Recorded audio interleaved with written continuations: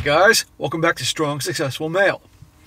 So for today, I'm going to go over this great story titled, I wanted to make a surprise to my wife, collect our old photos, I repaired her old laptop and was shocked what I saw there. And guys, this story is hands down one of the best stories I've come across in quite a while. So I definitely think you guys are going to enjoy this because I really enjoyed it reading it the first time, and I'm definitely going to enjoy going over this now. This story is all about a guy. He is a relatively young guy in my opinion. He's a lawyer. Met his wife when he was in law school. And you're going to see here, guys, they've been together for a few years, and one day he decided to go through her old laptop to assemble some pictures and do something nice for her with the pictures. And lo and behold, you're going to see that he started to discover he found some old pictures of her with a different guy. I believe it was an old boyfriend. And at first he thought, okay, they were pictures from the past before we started getting together or got engaged, blah, blah, blah. But then you're going to see, he's going to find out, no, these were pictures of them together. Wink, wink, nod, nod. I don't need to elaborate on how to define together when they were actually engaged. And this went down this whole path of how pretty much that's it, he's done, and this whole process to end the marriage with him coming out on top. And let me tell you, he comes out on top. This guy, he handles this situation like a boss. There's no other way to describe it. So I think a lot of you guys have definitely been burned, cheated on by your girl, your wives, whatever, and got burned. You're going to appreciate this story. It goes to show what a guy can do when he keeps his cool, keeps under control, plan things right, and comes out on top accordingly. So, it starts off, I wanted to make a surprise to my wife, collect old photos, and repair her old laptop, and was shocked what I saw there. Here are the key details. My 34-year-old wife, I'm 34 years old, my wife is 32, we'll call her Wendy. Wendy and I met through friends 7 years ago and dated for 2 years and have been married for 5 years, just after I finished law school. So she knew she was getting together with a future lawyer. That meant more than 6 figures, obviously. Well, 6 figures plus. I worked my tail off as a young associate in my law firm, putting in 60 hours a week for the first 2 years of our marriage. That effort paid off, and I'm doing well professionally.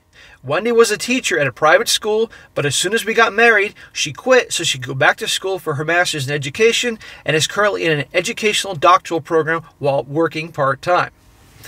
So, what could go wrong there? They get married, he gets his job in a law firm, and immediately she quits her job and goes back to school.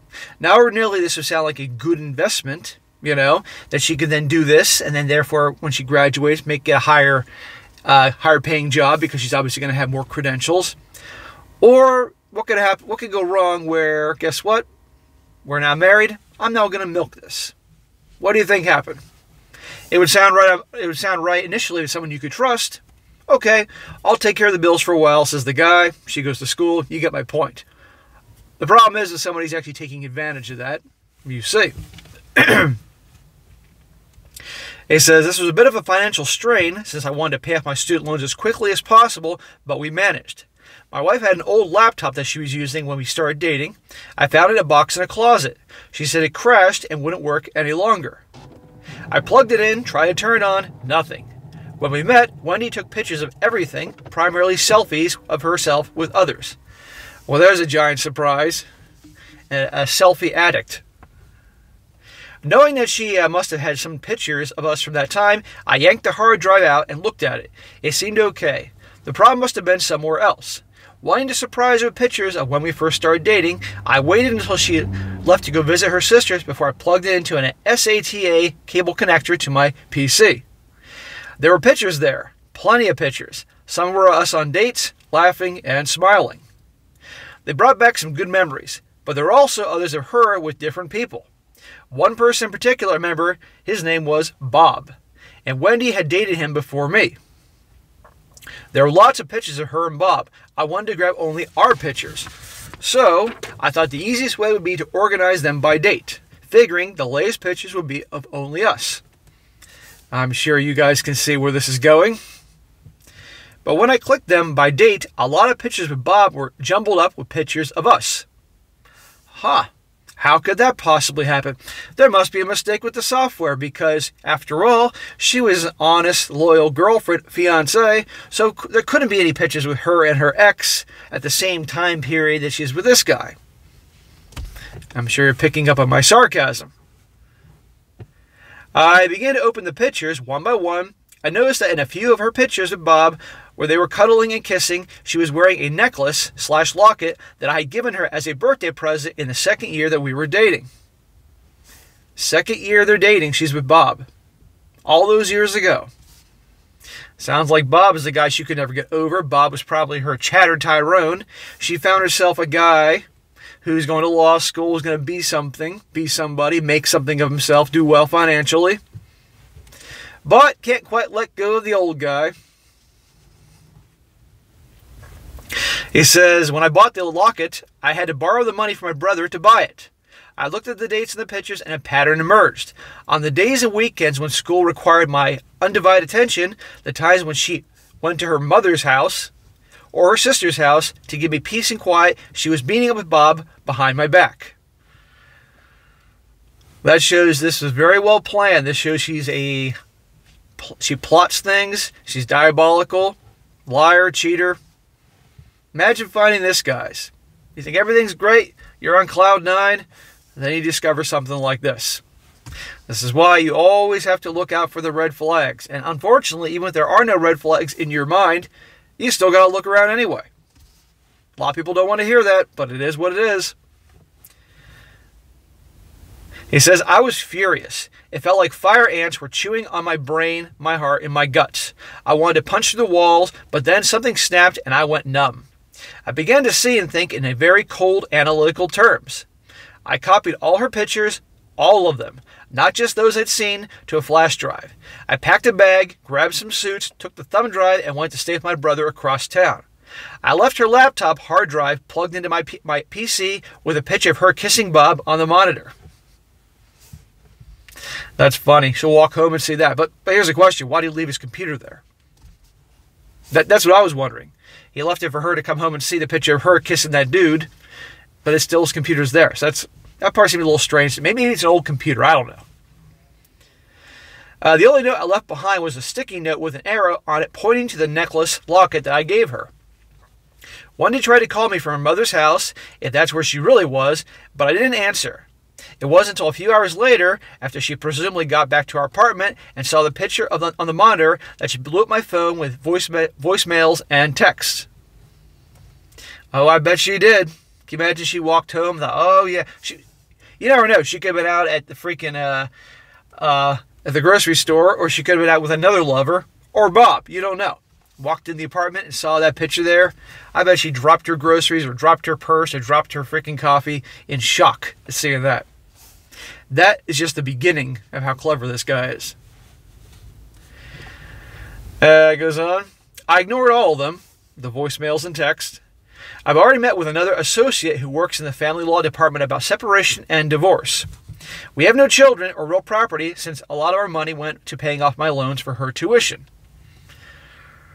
All these years, the second they get married, she's like, oh, well, I can stop working now and you can support us. And he's like, okay, baby, I'll do that because that's a good idea because I love you and you love me. He could have used that money he was using to pay for her college, for her advanced degrees, to pay down some of his student loans or build up more of a nest egg or something. Don't worry, fellas. This guy's going to walk out of this just fine. He says here, my firm circled the wagons around me, so her calls went to voicemail. She's not allowed onto the property. The security guard already turned her away. Wendy tracked me down at my brother's house, but he made it clear to her on the phone that as she tried to come over, he'll set his Dobermans on her. He told me she was screaming, sobbing, and begging on the phone. It didn't make me sad or happy or anything. I felt nothing. My marriage is over. I accepted that. But it's been 2 days and I still feel nothing. No pain, no anger, nothing. How is it possible that I have no more feelings for her? No desire to ever see her again. No desire to reconcile. Now that I'm alone in my thoughts, feeling this nothing for her scares me. Is this going to last? Am I still in shock? Am I permanently broken? The upside is that I've never seen clear solutions in my cases. So no, let me rephrase that. This is normal. This is something a lot of guys have been through, and I also been through something like that. Not like this story, but I've been cheated on. I know how it feels. And eventually, after the pain goes through, you become numb. You stop giving a shit. So this is totally normal. And does this mean he's going to be this way forever? No. But he's not going to forget this. That's for sure. I guarantee he's always going to be able to look out for red flags, which a guy always has to do, especially nowadays. But the other thing is this gal that he married, she's not who he thought she was. So in a way, he was in love with somebody else. He's now seeing who she really is. So in a way, yeah, he's now indifferent and just nothing there. Well, and also just like, it's also because she's not who he thought she was. That's definitely a part of it too. But it will get better. He's not going to walk around being angry all the time forever and numb. He will start to go back to that. But right now, I think it's also a defense mechanism, protecting him. But it's good, he says, I'm now in an analytical state, because believe me, this comes in handy. And by the way, how dumb is she to do this to a lawyer? Right? Already in his law firm, he has a division that deals with family law. And even if his law firm didn't deal with divorce or family law like that, I know a lot of lawyers, guys. And even if the lawyers you know don't practice a certain part of law that you want to, maybe you may need to hire one day, I guarantee you those lawyers, one way or another, know somebody that does. So very quickly, he was able to get resources to help him out. But in this case, a woman was actually in his law firm. How great is that? Pay attention to the red flags. All right, it continues. Now, his first update after all that, he says, first, let me thank everyone for your replies. I'm overwhelmed by the positive responses and want to thank everyone who's experienced the same numbness for sharing with me. It helps to know that it's a normal response. It is a normal response. I'll look into individual counseling in the near future. The associate at my law firm handling my case, let's call her Gail, reviewed the other pictures on the flash drive and found quite a few where Wendy is cuddling/kissing Bob, and the engagement ring I gave her is easily discernible. Oh, how convenient. When I was told this, I didn't feel any pain or anger, only elation. I smiled. Oddly enough, I asked Gail why this awful news made me happy. She said it's because it vindicates every action I've taken since I've left. I've been in no contact with Wendy, and all communication has been through Gail. Except for her family and friends who mistakenly think my brother and his wife will sympathize, have a sympathetic ear. They're not. That's awesome that his brother is 100% on his side. That's great. This guy needs a support network. Gail already prepared a separation agreement and scheduled a meeting with Wendy on Thursday morning. Gail made it clear to Wendy if that she isn't represented by counsel, then I won't be attending. A word about Gail. I can't post her firm nickname, but let's just say if you think Pit Viper, you get the right idea. I'm glad she's on my side. That's awesome. That is awesome that he's got a shark, Pit Viper, whatever he wants to call her, as an attorney handling his situation. And let me tell you, it's going to come in handy.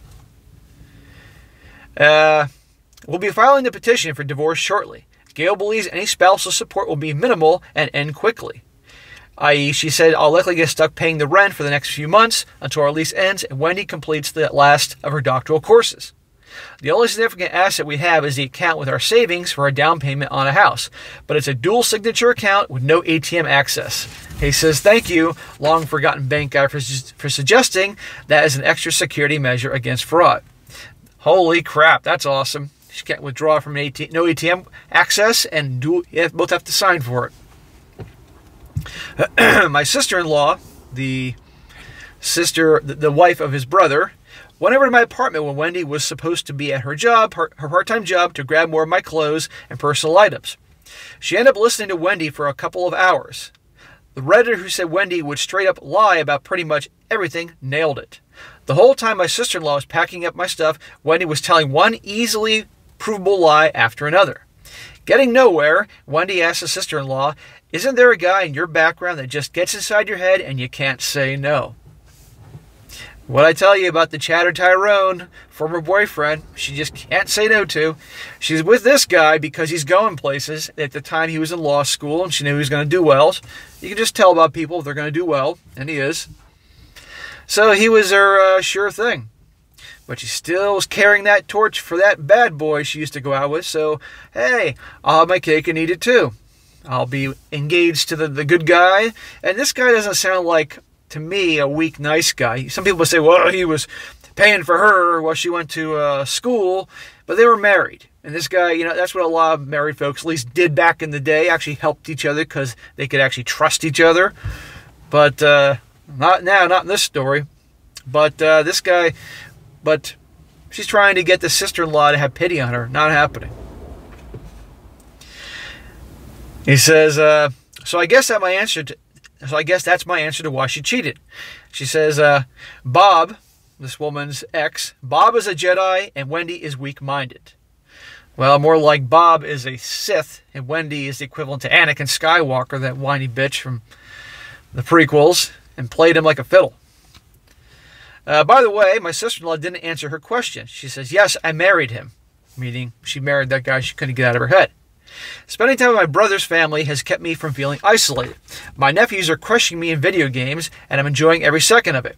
Work's going great, and the partner who oversees my department stopped by to tell me that he's really proud of how haven't let this personal issue negatively affect my work. Well, that's it for now.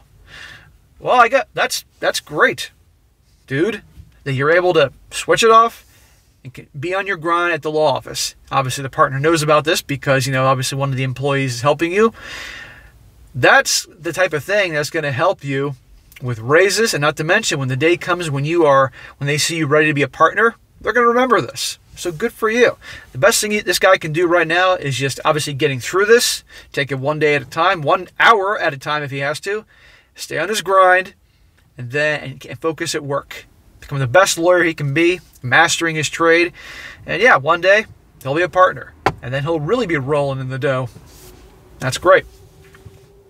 So that's it for now. Thank you to everyone that replied with supporter posts. I can't explain how much it helps to know that I'm not the only one to go through something like this, or the apathy I feel towards my soon-to-be ex. Dude, this guy's not alone. There are plenty of guys who've been through this. Not exactly like this, but one way or another had their heart broken, they were betrayed, lied to, cheated, all that, okay? Happened to me a couple times when I was way younger. Not like this story, but so I get it. And there are plenty of you watching this get it too. Now, final update. This is going to be the confrontation when he meets with his lawyer and his soon-to-be ex-wife and her lawyer, and she gets, well, you're going to see what happens here, and this guy walks out with a smile. Update number 2. Wendy found a lawyer, we'll call him Todd. Gail and I met with them on neutral ground at another law firm. We all had to wear masks due to COVID, which made it look like we were trying to rob the place or something. It was the first time I've seen Wendy since she left to go to her sister/mother's house. Wendy looked like hell. Bloodshot eyes, dark bags underneath. A tear had streaked her makeup. The skin on her neck was covered in hives. I looked at her and felt nothing. And he says, more to that later. The second she saw me, Wendy blurted out that she was sorry for everything, that she loved me, and she couldn't live without me, and that it was all a mistake. A mistake is forgetting to pay the electric bill on time and then coming home and seeing that the electric company shut the power off, or she forgot to pay the rent on time. No, these were well-calculated moves that she did back in the day, and there's no reason to believe that she's not doing it right now. As the saying goes, once a cheater is always a cheater, and she proves to be a pathological liar. What she has to say doesn't mean shit. Couldn't live without me. This is all a mistake. All standard garbage. She tried to hug me, but Gail inserted herself between us and told Todd to remind Wendy that she's not to speak directly to me or Gail, and that she's to talk to Todd, who will talk to Gail, who will talk to me. Gail had told me to say nothing and keep a blank expression on my face. I thought this would be hard since I've been worrying about my initial anger would return, but it didn't. I was still numb, kind of in a daze, like an out-of-body experience. Todd asked about reconciliation. Reconciliation, my butt. Gail made it clear that we were there to review a separation agreement, nothing else. Wendy yelled at me that we've been married for 5 years and I shouldn't throw it all away over a mistake. A mistake, like I said, forgetting to pay electric bill is a mistake. Not this well-calculated thing going on with her ex-Chad or Tyrone boyfriend for years, who she's probably still hooking up with. Gail reminded Todd that Wendy was not to speak to me directly. Todd whispered something to Wendy, and she momentarily got control of herself again. He said momentarily. Gail and Todd began discussing the separation agreement that she emailed him. Todd said he did, but didn't think it was fair to Wendy. He tried to nitpick, likely to show Wendy that he was doing something to earn his fee. But Gail knocked down every argument he made until he admitted that it was as fair as the law requires. This is a good lawyer. Wendy said that none of this is fair because this is all a mistake. Gail spread black and white printouts across the table of pictures from the flash drive with Wendy kissing or hugging Bob with her engagement ring clearly visible. Man, I'd love to be there, and, like to fly on the wall or hidden away with an invisibility cloak over me or something, watching this whole scene. Well, she puts all the pictures on the table of the woman hugging, kissing the boyfriend with the ring there. Can you imagine her reaction to this?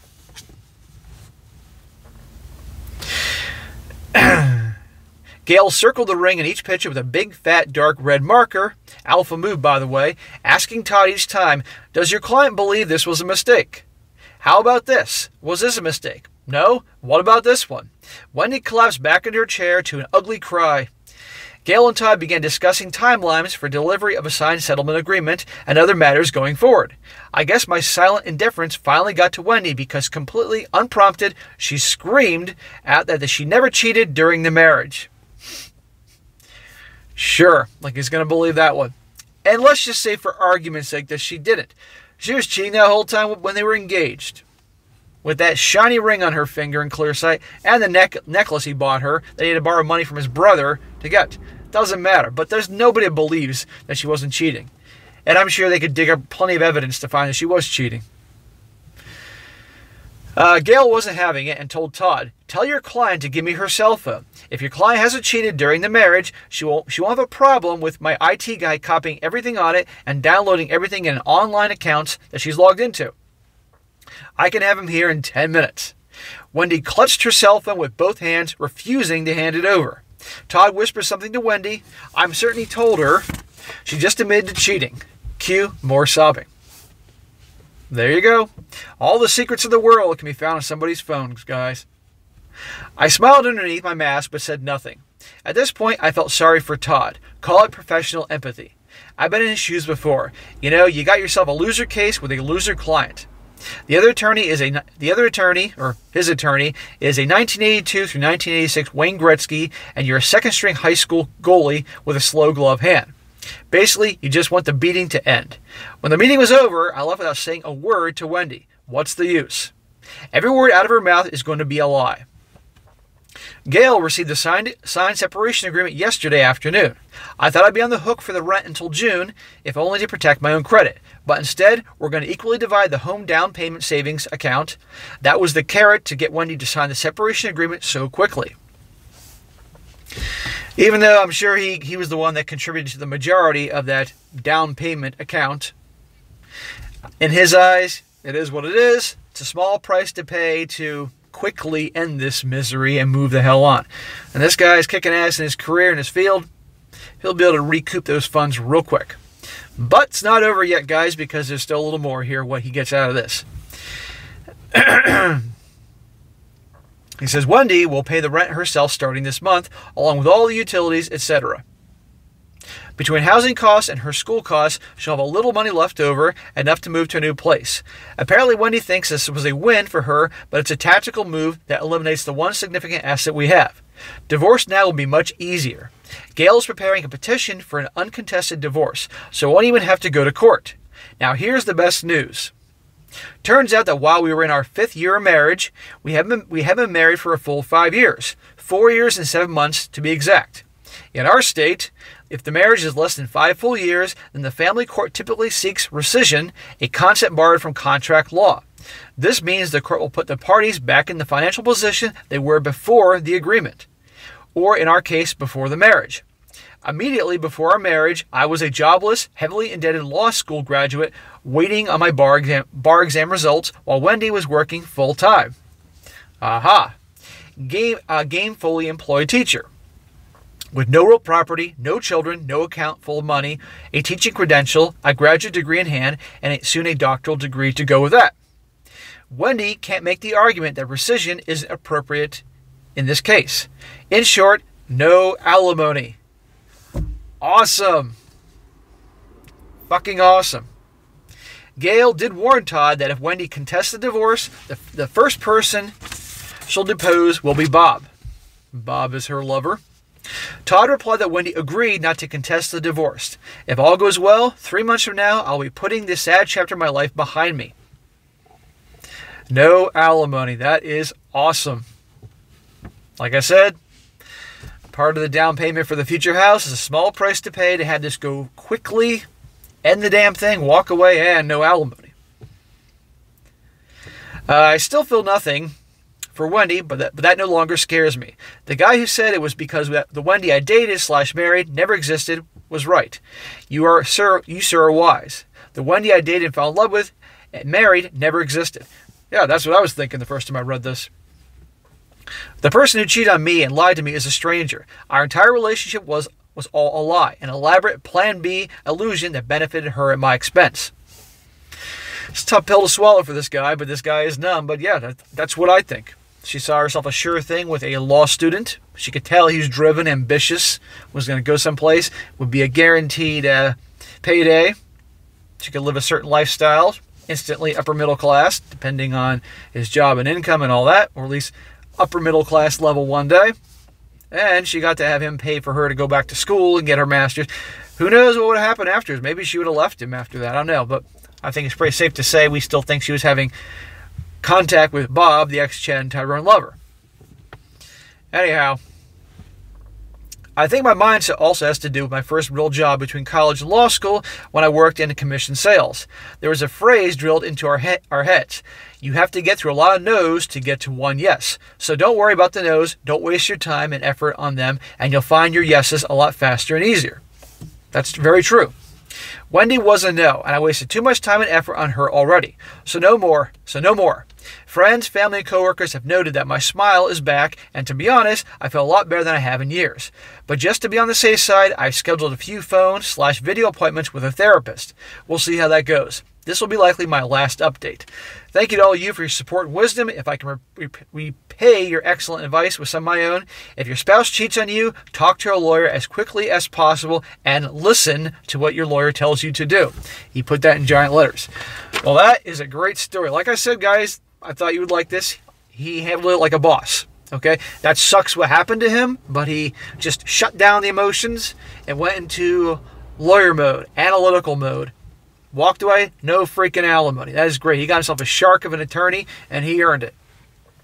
But there you go, guys. You just never know. So, again, the age-old lesson is about the red flags. Pay attention to them. It's unfortunate you have to do that with somebody you deeply care about, but you just never know. Especially in this world where it's almost promoted for the gals to cheat as a sense of empowerment. What a load of crap. But this guy now has a clean slate second chance. And I don't think he's going to be rushing in any relationships anytime soon. I'm sure this guy's probably just busting his butt in his grind, becoming the best attorney that he is in his field.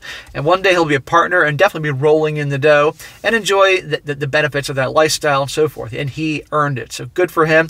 And she can go back to her Chad and Tyrone lover, who I guarantee is broke. And he ain't got to help finance her doctorate program. So, all right, guys, that is it for today. It's a long one, so I thank you for sticking with me for this almost 30-minute video. Be sure to comment down below. Let me know what you think about this. And also, guys, if you have a great story you come across, something like this, email it to me. I'll certainly cover it in the future, give you a shout-out. And that also goes for any great articles or personal stories. I love the personal stories, and I know you guys really respond to those as well. Just write them out well. Good paragraphs, good punctuation, and I'll get to them down the road. I get a lot of emails every day, so I can only get so many done at a time. And be sure to like the video, share with your friends, and subscribe. And I'll catch you next time.